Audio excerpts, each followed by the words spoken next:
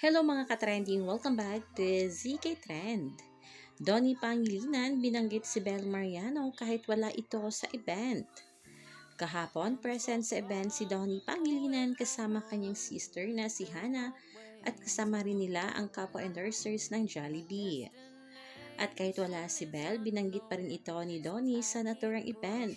Siyempre maraming mga bula ang kinilig dahil dito. Nagpapatunay lamang talaga na miss ni Donnie si Bel kahit madalas naman silang magsama.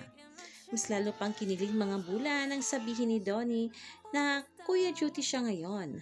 Tila ba nagpapahiwatig si Donnie na kapag si Bel ang kasama, syempre jowa duty siya. Ikaw talaga Donnie, tapang mo na. Ayon nga dito sa komento ng isang bula sa X, si Donnie na nag-explain bakit si Hannah ang kasama.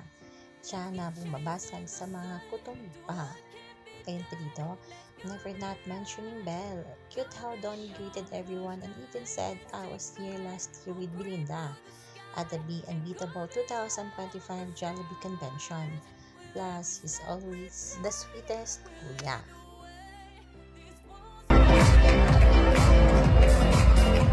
Hello po sa inyo lahat! Jolly afternoon po, kamusta naman kayo? I was here last year with Belinda, syempre.